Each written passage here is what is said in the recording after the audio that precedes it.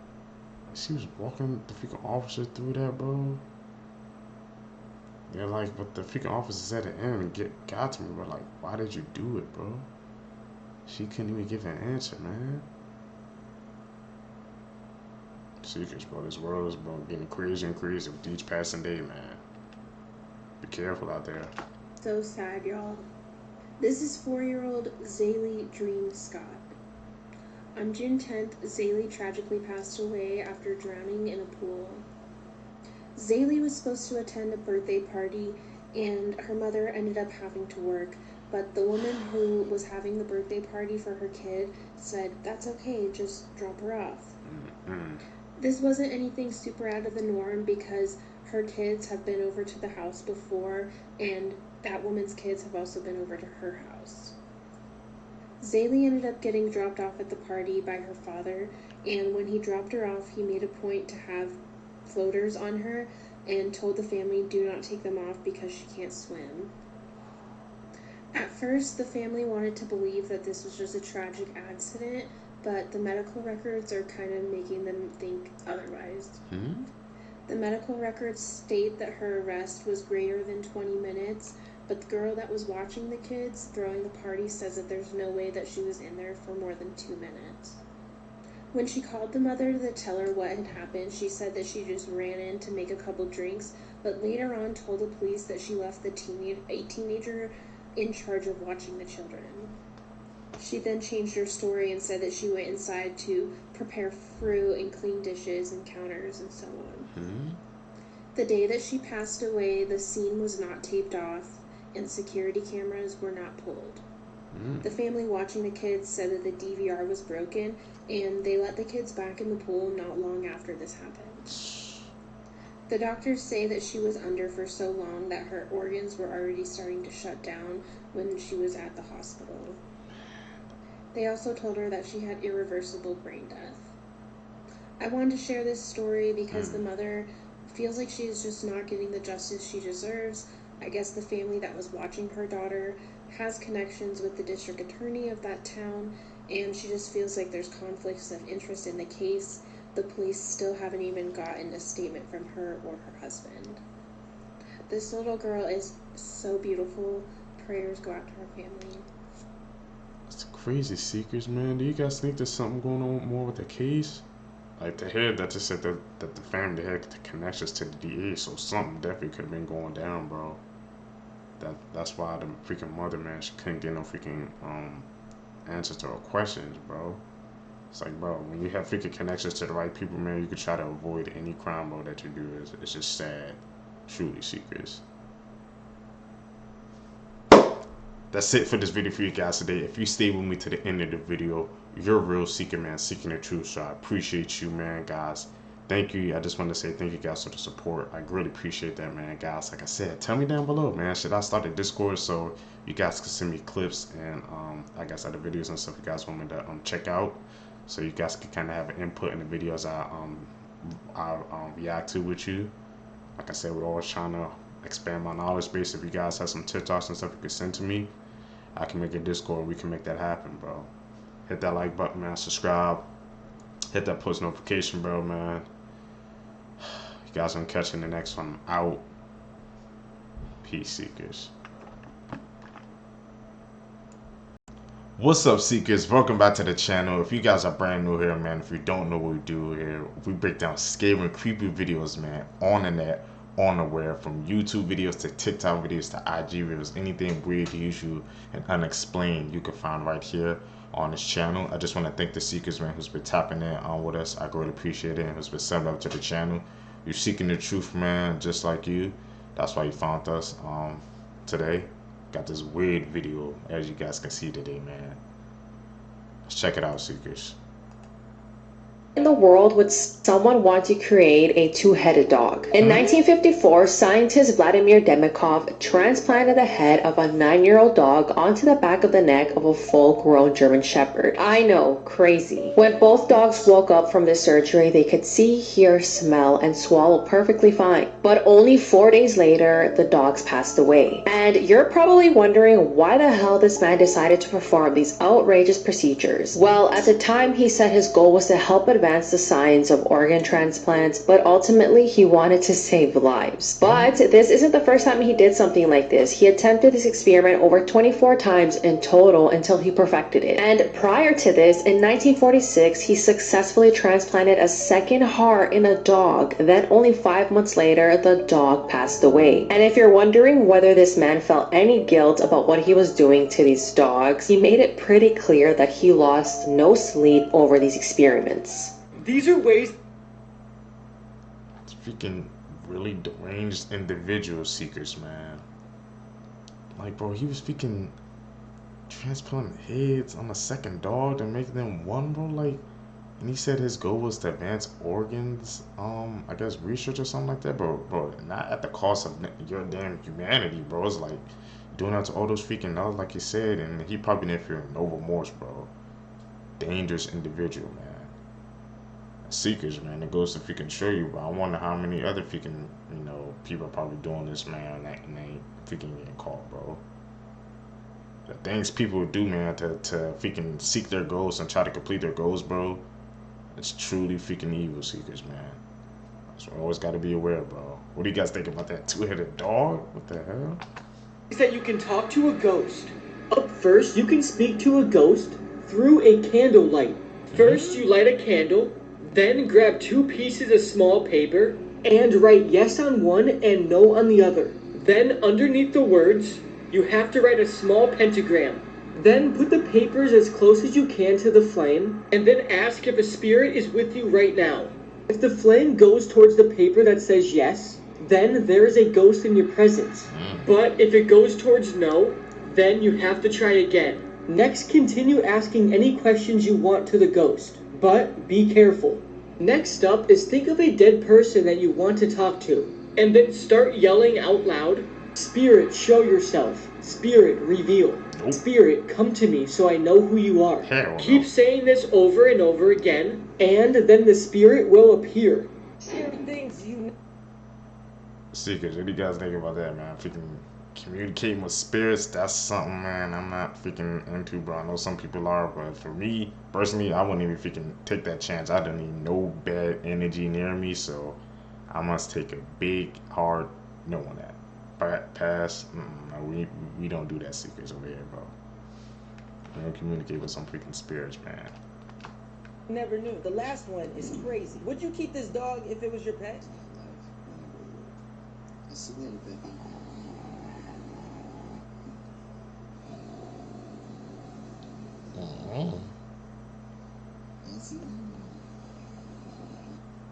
Would you rather spend one night in this bathroom or kiss the second person who appears when you click share and then more? This man found something scary in his refrigerator. Okay, so I just saw something moving in my refrigerator that shouldn't be hovering there. So it's moving right there. I seen it. Something moving. What the fuck? Yeah, no, I don't see anything. Looking in the reflection too, I don't see it. What is that? I'm sorry, I had to do it. Oh my god. It's scary how only 1% of people can do this. None of you can spell your name one word at a time in the comments below without being interrupted. First person to do it wins. Before we get to the last dirty thing, please support this page by clicking the follow button for more interesting posts every day. Can someone explain to me what this is?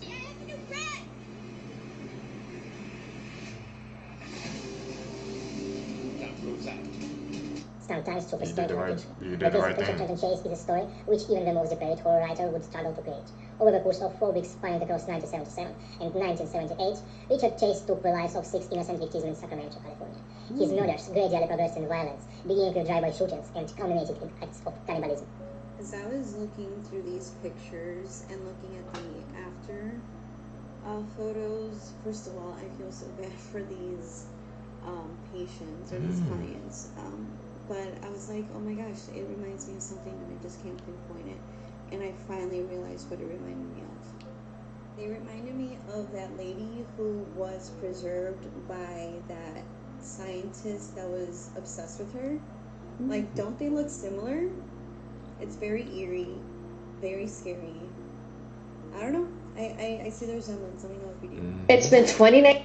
I saw, man, the way, I don't know what freaking type of, like, cosmetic surgery they was doing, but yeah, they were looking like some freaking dolls, bro. the before and after pictures, man, were pretty shocking. I don't know, like I said, why do some freaking people go through that, man? I don't think they just need some changes or something, but to me, it's just not worth it because once you freaking change your face or something, bro, you can never go back. Damn, but they really look like doll seekers. That's crazy to think about, man. 9 years since 23-year-old Selena Quintanilla's life was tragically taken. Her murderer, Yolanda Saldivar, is speaking out in a new docuseries and people are not too happy. Yolanda was only 33 years old when she was put in prison for taking Selena's life. But now that her parole is coming up next year in March, the announcement of this new docuseries has left a bad taste in a lot of people's mouth. Some people think that this is some sort of tactic for her to be released from prison early. And people just don't want anything to do with this documentary because of past interviews with Yolanda and her lack of remorse. An interviewer who sat down with Selena multiple times and has had the chance to speak to Yolanda after Selena's death says that Yolanda is one of the most dishonest and deceitful persons he's ever known and felt that she will spew a bunch of gibberish and nonsense and lies to try and justify her actions. So what exactly does Yolanda have to say at this point? I feel like even though people don't want to watch the docuseries, everyone is also very curious to see what she has to say.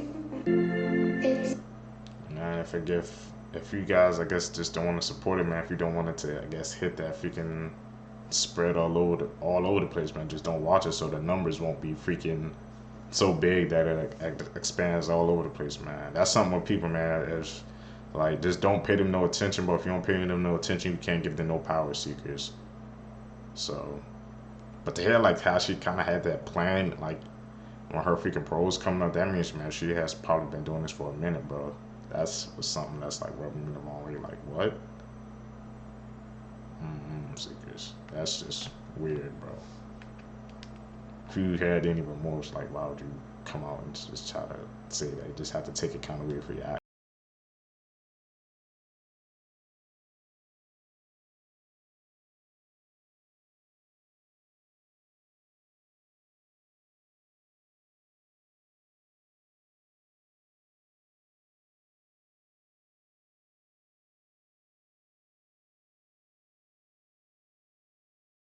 What the hell?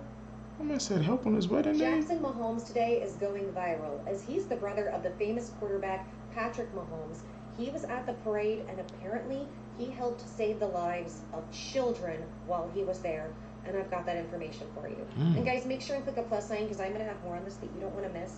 Sound off in the comments. Tell me what you think about this, but take a look at this information, then we'll discuss. And it says, Jackson Mahomes caught up in the KC Pew Pew, helped out child, says eyewitness. And you can see it says a woman named Jess revealed on next Wednesday that Patrick Mahomes' little brother actually stuck around in the aftermath of the parade and was apparently on the scene when shots rang out and people started panicking. And it says, I don't care what anybody says, but I have found a newfound respect for Jackson Mahomes.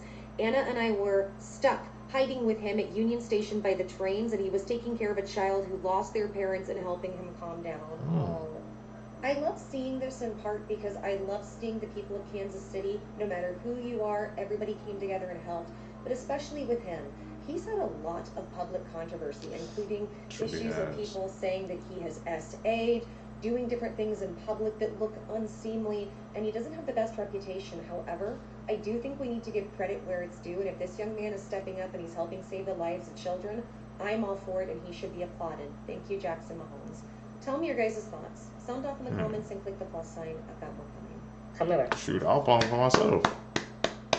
Like I said, when I saw that freaking, you guys know that freaking tragic freaking event that took place over the past couple days, man. You know, Kansas City celebrating a Super Bowl, bro, and that freaking horrible freaking actions that people were doing, man. But here that he actually was freaking saving kids, bro.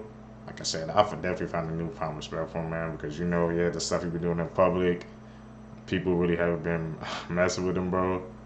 Even as I think Patrick Mahomes' wife, man, there was a video of them like in a club or something like that, and she just like completely ignored him, bro. But hey, man, he's a freaking hero, bro. He saved some kids, bro. That's a hero to me. Coined the phrase, you can't make this stuff up, might have known the story of real-life boogeyman, Albert Fish. A slight, elderly man with grey hair, no one suspected the kindly single father of being sadistic child murderer and cannibal.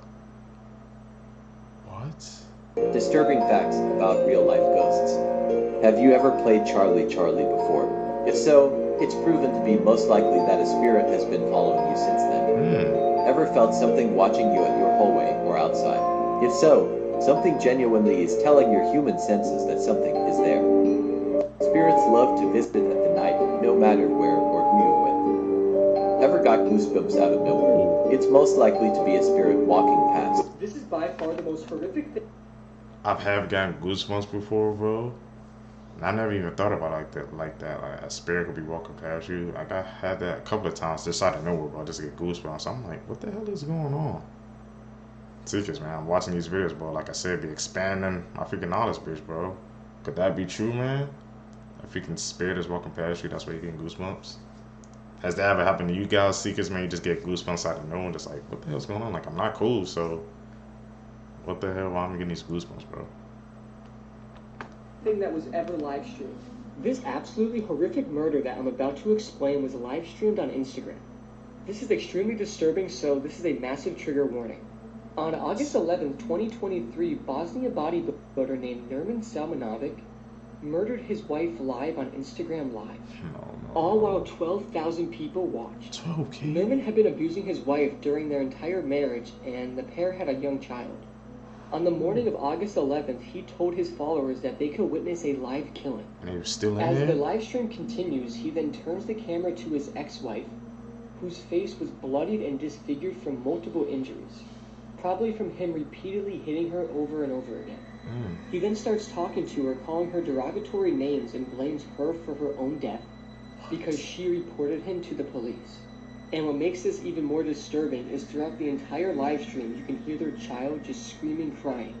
He then tells his followers that he's the child's father and his ex had hidden the toddler from him for over a week. Good reason, it He then picks seems. up the gun, points it at his ex-wife's head, and then fires one shot into her forehead, killing her.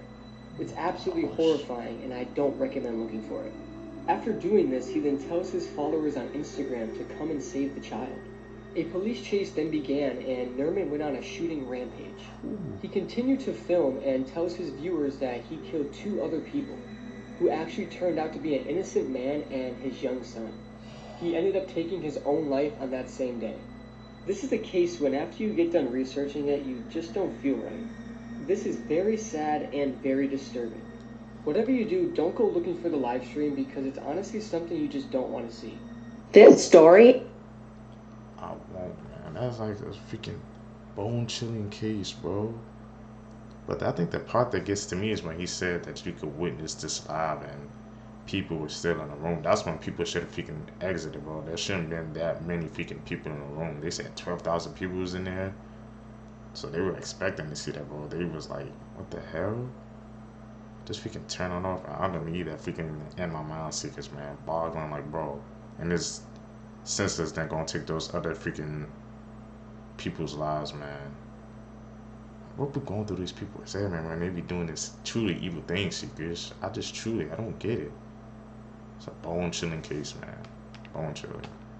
Is going to infuriate a lot of you. Maria Childers was a daycare worker at Explorer Learning Academy in Kentucky when she SA'd a baby girl. Maria is a transgender woman and was arrested on February 2023 after touching a baby girl inappropriately and making disgusting comments to her co-workers as she changed her diaper. This co-worker who witnessed everything reported the incident to the daycare and then to police. But guys, what Maria did is so disgusting. I can't even repeat it, so I'll leave it on the screen somewhere here for you guys to read it yourself. When Maria was brought in for questioning, she first denied ever changing the child's diaper, but when they presented all the evidence, she admitted it. She was arrested and charged, but here's the thing, her lawyer asked the court to reduce her bond because she needed access to estrogen, which the jail did not have. And then after negotiating with the court, Maria's bond was reduced from $100,000 to $5,000. Maria's felony SA charge was downgraded to a misdemeanor, and all the other abuse charges were also dropped. And this is when my jaw literally dropped because Maria actually may not be serving any prison time either or receive a criminal record if she obeys the court's conditions for 6 months. Yeah, I don't know what to say. I'm speechless. telling you, man, that freaking case is leaving me speechless too, bro. It's like how these people, bro, they can freaking like just get away with their freaking actions, man, trying to manipulate the system, bro. He did that horrific act, man, and it just like that freaking the punishment just kept getting decreased. I'm like, bro, what the hell is going on? Like, I know what that person did, right? And y'all just step like, oh no, we're gonna decrease. It just goes to show you, bro. Freaking how the justice is sometimes, bro. Sometimes it works and sometimes it doesn't, man. It's never 100%, bro. I feel like that's something we need to work on as a whole, Seekers. What do you guys think, man? That's just freaking the truth, like she said, a speechless case.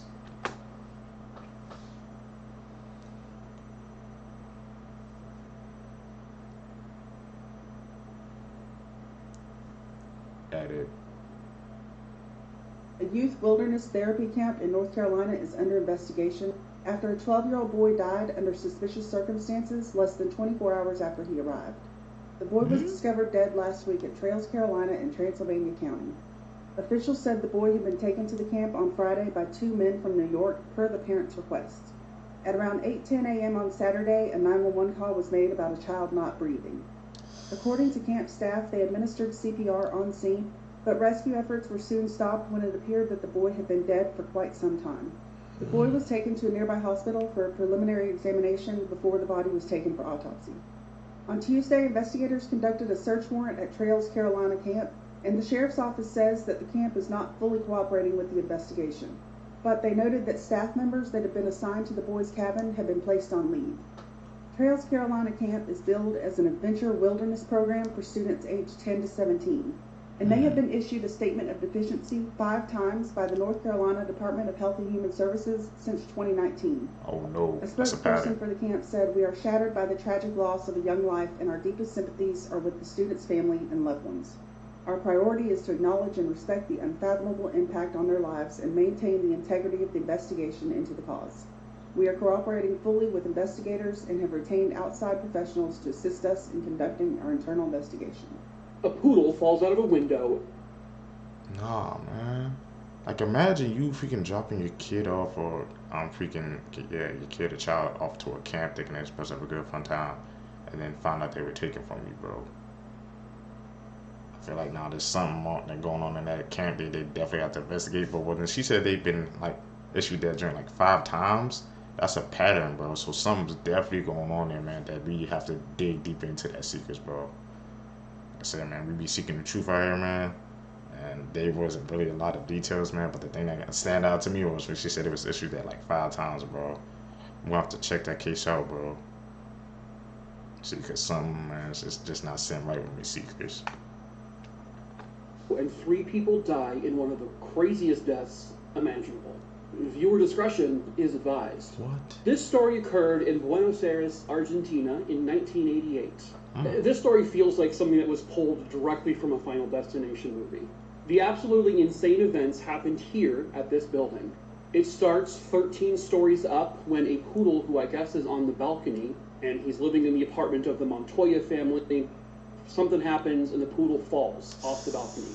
And it falls all 13 stories. A 75-year-old woman named Marta Espina was at the bottom of the building at the worst possible moment. The poodle collides with her, killing both her and the poodle on impact. Wild enough story as it is, but it's not done. Immediately as this incident occurred, there were onlookers. One of those onlookers was 46-year-old Edith Sola. All of her attention was focused on this wild event that just occurred in front of her eyes, when all of a sudden a bus comes flying down the road, colliding directly with Edith Sola, killing her on impact. She was so fixated on this event that she was not paying attention to where she was walking. And it's still not done. A third individual, a man whose name is unknown, he witnessed both the incident with the poodle and the incident with the woman being struck by the bus. He was an older man, and it said that the shock of witnessing both events caused him to, well, collapse. And this is because he suffered a heart attack. And you have to backtrack to how on earth did this poor dog fall off of a balcony that high up. Apparently there had been some recent repairs done on the balcony, but I guess the repairs weren't good enough. 3 people, 1 poodle.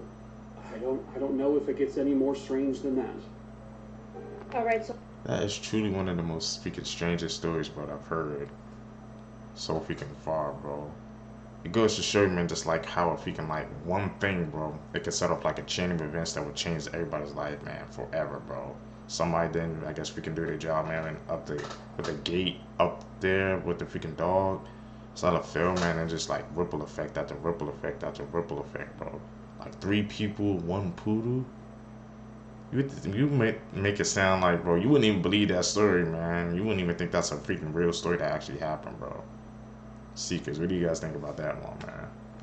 So I have another update for you guys. This is one of the fans that actually stopped the pew-pewer, and he posted this himself on Twitter. This one is a picture of the suspect that he tackled down and held until the police got there. And I'm not sure if I'm allowed to show this on TikTok or not, but there is a pew-pew right behind my head. If you guys want to go to his TikTok and see that. I'm not 100% sure if this is what the suspect had, or if this was something that the police had. And if this is something that the suspect had, I just want to give a huge shout out to this man for stopping him, because this could have been way worse than it already is. As of right now, there are 22 people with GSWs, and 9 of those are children. They're still getting counts right now. Still trying to figure out exactly what happened, but I'm starting to think that this was something this man had planned out, possibly other people as well. That man was a freaking hero, bro, man. Like, to freaking see that freaking video of him, bro. Well, he reposted it, man. He freaking talked to him, bro. Like, not a lot of freaking people would do that, bro. That's true bravery right there, man. And he probably stopped it from being, like she said, even worse, bro. It's like, man, I was like, after the freaking Chiefs won the Super Bowl, bro, they just gonna freaking target that place because they know that's where most people were gonna be gathering, and then so they can freaking try to do that horrific act, bro. Need more people like him, man. That's freaking hero moves, Seekers. Not a lot of people would do that, bro.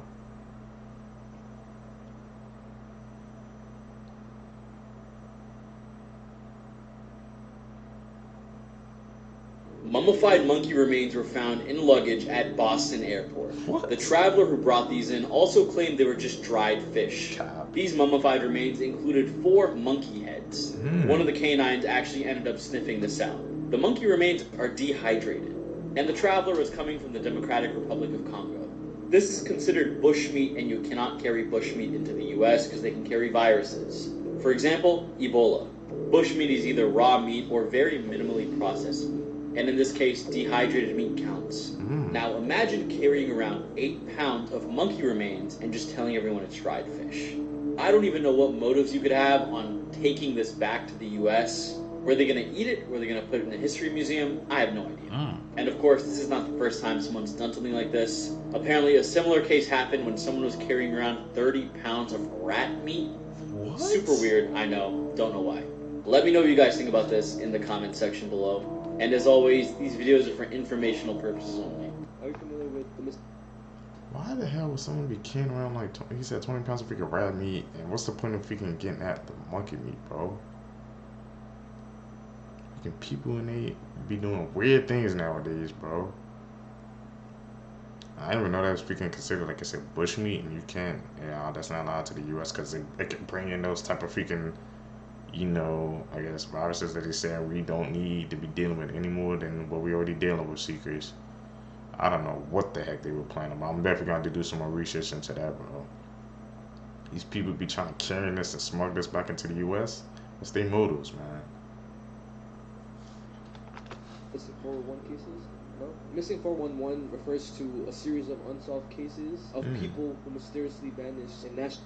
national parks across North America. Obviously, it's common for people to get lost in like the woods because it's fucking huge, right? Where you could like fall on the wrong side, get eaten by an animal too. But it's just the way they went missing, how they were found, how their remains were found. Like there's one case about a guy, his name is Aaron Hedges. Back in 2014, he was elk hunting in the Crazy Mountains in Montana. He was really familiar with this specific area. He got so familiar to the point where like he didn't need a map. So there's no way he could just get lost. No, bro. Like, and he even set up these caches at different parts of the area. It has like necessities that he might need, like sleeping bags, food, water, stuff like that. So he ended up going with two of his friends on a hiking trip, and they were gonna go set up camp at a lake. So they were gonna go with 2 horses and a pack mule. It was good for the first 2 days, and then on the 3rd day, Aaron decides, you know what? I'm just gonna go to a cache. I'm gonna go get a sleeping bag, get some other materials that we might need. I'm gonna come back. A couple hours later, one of his friends ends up talking to him on the walkie-talkie, and this specific like walkie-talkie, whenever you talk, it shows the GPS coordinate of the other person's walkie-talkie. So whenever he looked at it, Aaron said he was gonna go north to a cache, but on the map he went far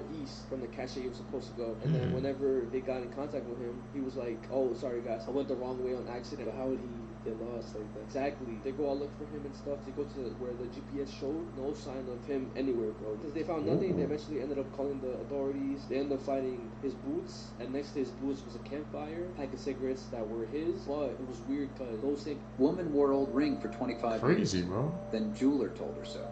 Jane strolls through the flea market on the west side of the city every week, leisurely walking past different stalls. Everything looks quite ancient and worn, and she only has a few dollars in her pocket, hoping to get value for her money. As she gazes upon a massive ring at one of the stalls, she feels like fate has led her here. The lady wants something beautiful and luxurious for herself. Although she knows it seems like something she can never afford, she desires it. Jane inexplicably feels drawn to the ring. The ring has an unbelievably large setting, and the crystal is just as impressive. Jane knows she must own it, a piece of jewelry she not only wholeheartedly loves, but also sees as a talisman to remind her that with enough effort, one day she'll buy a real diamond. She purchases this incredible ring for $13. From that moment on, she wears the ring every day no matter where she goes. Despite her humble background, she doesn't need much, and the ring makes her feel like a princess, even 25 years later. But one day, a peculiar trip to a grocery store completely upends her life. On her way home, Jane stops at a nearby grocery store. She gathers all she needs and heads to the cashier. She notices a stranger staring at her hand. The man keeps staring, making the lady uneasy.